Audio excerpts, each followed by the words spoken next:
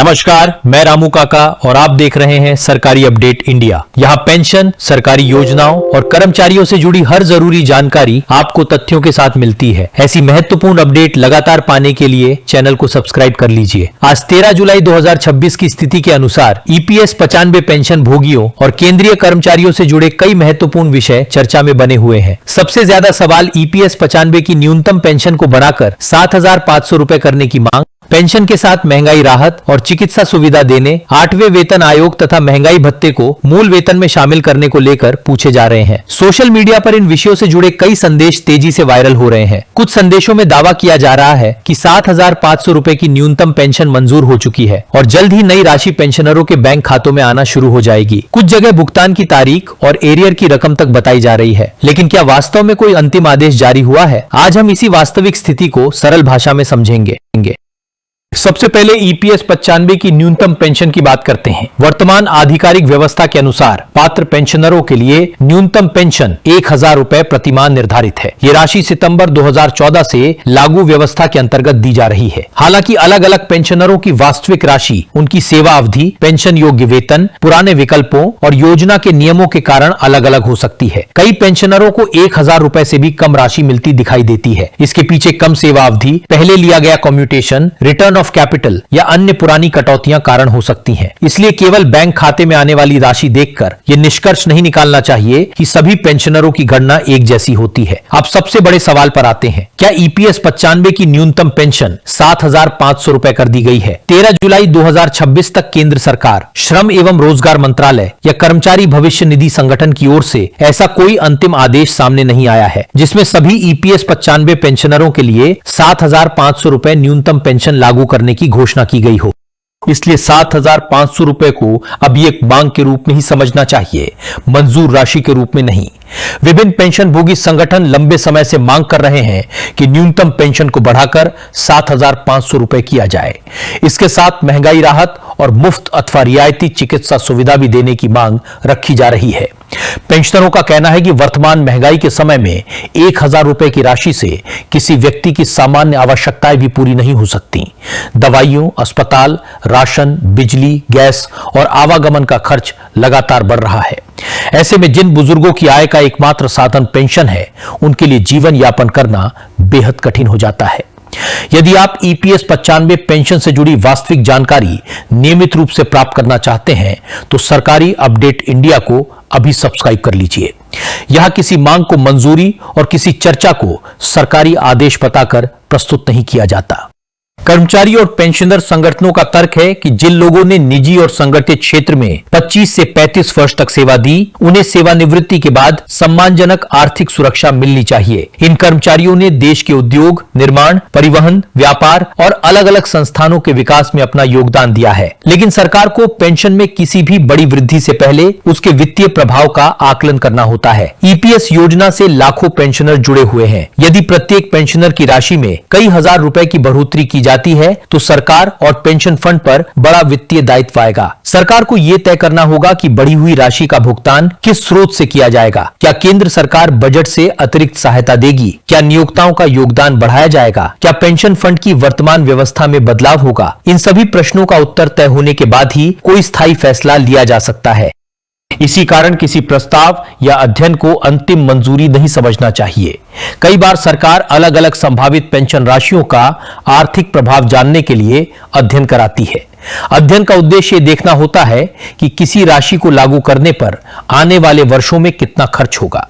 लेकिन अध्ययन शुरू होने का अर्थ ये नहीं है कि वही राशि मंजूर हो गई है। यदि भविष्य में न्यूनतम पेंशन बढ़ाई जाती है तो आधिकारिक आदेश में कई बातें स्पष्ट की जाएंगी। नई पेंशन कब से लागू होगी, किन पेंशनरों को इसका लाभ मिलेगा, विधवा और पारिवारिक पेंशन की राशि क्या होगी, क्या अलग आवेदन करना होगा और क्या पुरानी तारीख से एरियर दिया जाएगा। इन सभी प्रश्नों का उत्तर अधिसूचना में होगा। जब तक ऐसी अधिसूचना जारी नहीं होती तब तक किसी निश्चित भुगतान तारीख या एरियर की रकम पर भरोसा करना सही नहीं होगा। सोशल मीडिया पर कई बार बैंक खाते में 7,500 रुपए आने, पहली किस्त जारी होने या लाखों रुपए का एरियर मिलने के दावे किए जाते हैं, लेकिन आधिकारिक आदेश के बिना ऐसी गणना का कोई पक्का आधार नहीं होता। पेंशनरों को किसी वायरल पत्र की भी सावधानी से जांच करनी चाहिए। आदेश पर जारी करने वाले विभाग का नाम, पत्र संख्या, तारीख और हस्ताक्षर अवश्य देखें। ये भी जांचें कि वही आदेश संबंधित विभाग की आधिकारिक वेबसाइट पर उपलब्ध है या नहीं। केवल स्क्रीनशॉट देखकर किसी खबर को सही नहीं मानना चाहिए। धोखाधड़ी करने वाले लोग भी पेंशन वृद्धि की चर्चाओं का फायदा उठा सकते हैं। कोई व्यक्ति फोन करके नई पेंशन शुरू कराने के नाम पर आधार नंबर, बैंक विवरण, OTP या ATM पिन मांगे तो कोई जानकारी साझा न करें। सरकारी विभाग पेंशन बढ़ाने के लिए फोन पर OTP नहीं मांगते और न ही किसी निजी खाते में पैसे जमा कराने को कहते हैं। अब बात करते हैं EPS पेंशन की गणना और दस्तावेजों की। EPS पेंशन केवल PF खाते में जमा कुल राशि के आधार पर तय नहीं होती। पेंशन योग्य वेतन और पेंशन योग्य सेवा के आधार पर मासिक पेंशन की गणना की जाती है। इसी कारण दो कर्मचारियों की सेवा अलग होने पर उनकी पेंशन भी अलग हो सकती है।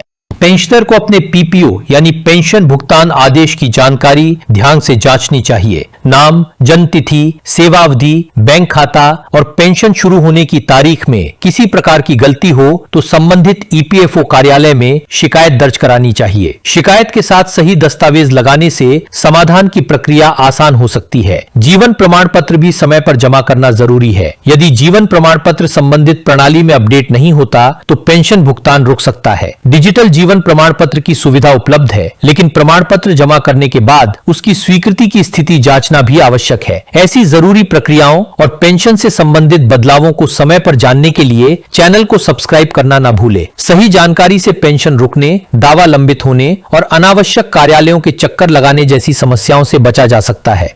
अब केंद्रीय कर्मचारियों और पेंशनरों के महंगाई भत्ते की बात करते हैं। केंद्रीय कर्मचारियों को मिलने वाला महंगाई भत्ता और सरकारी पेंशनरों को मिलने वाली महंगाई राहत अलग व्यवस्था के अंतर्गत दी जाती है। इसे EPS 95 पेंशन के साथ नहीं जोड़ना चाहिए। केंद्रीय कर्मचारियों के DA में वृद्धि होने का अर्थ ये नहीं है कि EPS 95 पेंशन भी अपने आप बढ़ जाएगी। EPS पेंशनरों को महंगाई राहत देने के लिए सरकार को अलग आदेश और वित्तीय व्यवस्था बनानी होगी। महंगाई भत्ते को मूल वेतन में मिलाने की चर्चा भी लगातार चलती रहती है। कई कर्मचारी संगठन मांग करते हैं कि DA की दर अधिक होने के बाद उसे मूल वेतन में शामिल किया जाए, लेकिन केवल DA के 50% से ऊपर पहुंचने के कारण वो अपने आप मूल वेतन में शामिल नहीं हो जाता। DA मर्जर के लिए सरकार को अलग नीति निर्णय और लिखित आदेश जारी करना होता है। कुछ भत्तों की दर DA के निश्चित स्तर तक पहुंचने के बाद बदल सकती है, लेकिन भत्तों में बदलाव और DA को मूल वेतन में मिलाना दो अलग प्रक्रियाएं हैं। अब 8वें केंद्रीय वेतन आयोग की स्थिति समझते हैं। 8वें वेतन आयोग का गठन केंद्र सरकार के कर्मचारियों के वेतन, भत्तों और पेंशन की समीक्षा के लिए किया गया है। आयोग कर्मचारी संगठनों, सरकारी विभागों, पेंशनरों और अन्य हितधारकों से सुझाव प्राप्त कर रहा है। अलग अलग कर्मचारी संगठनों द्वारा फिटमेंट फैक्टर, न्यूनतम वेतन, पेंशन संशोधन, पारिवारिक पेंशन और भत्तों में बदलाव की मांग रखी जा रही है। सोशल मीडिया पर 2.86, 3.68 और 3.83 जैसे फिटमेंट फैक्टर बताए जा रहे हैं, लेकिन इनमें से किसी भी आंकड़े को अभी अंतिम सरकारी मंजूरी नहीं मिली है। फिटमेंट फैक्टर वो गुणक होता है जिसके आधार पर पुराने मूल वेतन को नई वेतन संरचना में बदलने का अनुमान लगाया जाता है, लेकिन केवल किसी एक फिटमेंट फैक्टर से कर्मचारी की अंतिम इन हैंड सैलरी तय नहीं होती। कर्मचारी का वेतन स्तर, पद, भत्ते, सेवा अवधि और कटौतियां भी अंतिम राशि को प्रभावित करती हैं। इसी प्रकार किसी संभावित फिटमेंट फैक्टर से सभी पेंशनरों की अंतिम पेंशन घोषित नहीं की जा सकती। 8वें वेतन आयोग की सिफारिश आने के बाद सरकार यह तय करेगी कि कौन सी सिफारिश स्वीकार करनी है और उसे किस तारीख से लागू करना है। कई कर्मचारी ये भी पूछ रहे हैं कि क्या 8वें वेतन आयोग का एरियर मिलेगा। एरियर तभी बन सकता है जब सरकार नई वेतन व्यवस्था को किसी पिछली तारीख से लागू करे और वास्तविक भुगतान बाद में शुरू हो। एरियर की राशि और भुगतान की किस्तें अंतिम सरकारी आदेश के बाद ही स्पष्ट होंगी। 8वें वेतन आयोग की किसी बैठक या कर्मचारी संगठन के मांग पत्र को अंतिम फैसला नहीं समझना चाहिए। आयोग पहले सुझावों और आंकड़ों का अध्ययन करेगा, उसके बाद अपनी रिपोर्ट सरकार को सौंपेगा। सरकार की मंजूरी और कार्यान्वयन आदेश के बाद ही नई वेतन संरचना लागू होगी। EPS 95 पेंशनरों के लिए यह समझना भी आवश्यक है कि 8वां वेतन आयोग सीधे उनकी पेंशन निर्धारित नहीं करता। ये आयोग मुख्य रूप से केंद्रीय सरकारी कर्मचारियों और संबंधित पेंशनरों की वेतन तथा पेंशन व्यवस्था की समीक्षा करता है। EPS 95 की न्यूनतम पेंशन का फैसला श्रम मंत्रालय, EPFO और केंद्र सरकार की अलग प्रक्रिया के अंतर्गत होगा। इसलिए 8वें वेतन आयोग की सिफारिशें लागू होने पर EPS 95 की पेंशन अपने आप 7,500 रुपए नहीं हो जाएगी। इसके लिए अलग सरकारी अधिसूचना जारी होना आवश्यक है। आज की पूरी जानकारी का निष्कर्ष यही है कि EPS 95 की न्यूनतम पेंशन लागू करने वाला अंतिम आधिकारिक आदेश सामने नहीं आया है। वर्तमान आधिकारिक न्यूनतम पेंशन व्यवस्था 1,000 रुपए प्रतिमाह बनी हुई है। महंगाई राहत और चिकित्सा सुविधा की मांग भी विचार विमर्श का हिस्सा है, लेकिन इन सुविधाओं को सभी ईपीएस पेंशनरों के लिए लागू करने वाली अंतिम अधिसूचना का इंतजार है। इसी प्रकार डीए मर्जर, 8वें वेतन आयोग के फिटमेंट फैक्टर, नई सैलरी और एरियर की राशि को लेकर भी अंतिम फैसला घोषित होने से पहले किसी वायरल आंकड़े को निश्चित नहीं मानना चाहिए। जैसे ही पेंशन, महंगाई भत्ता या 8वें वेतन आयोग से जुड़ा कोई प्रमाणित आदेश सामने आएगा, उसकी प्रत्येक शर्त को सरल भाषा में समझाया जाएगा। इसलिए सरकारी अपडेट इंडिया को सब्सक्राइब करें और बेल नोटिफिकेशन चालू कर लें ताकि कोई भी महत्वपूर्ण अपडेट आपसे छूट न जाए। वीडियो उपयोगी लगी हो तो इसे दूसरे पेंशनरों और कर्मचारियों के साथ जरूर साझा करें। अफवाहों से सावधान रहें, अपने दस्तावेज सुरक्षित रखें और बैंक की गोपनीय जानकारी किसी अनजान व्यक्ति को न दें। वीडियो को अंत तक देखने के लिए आपका बहुत बहुत धन्यवाद। स्वस्थ रहिए, सुरक्षित रहिए और केवल आधिकारिक सूचना पर ही विश्वास कीजिए। धन्यवाद।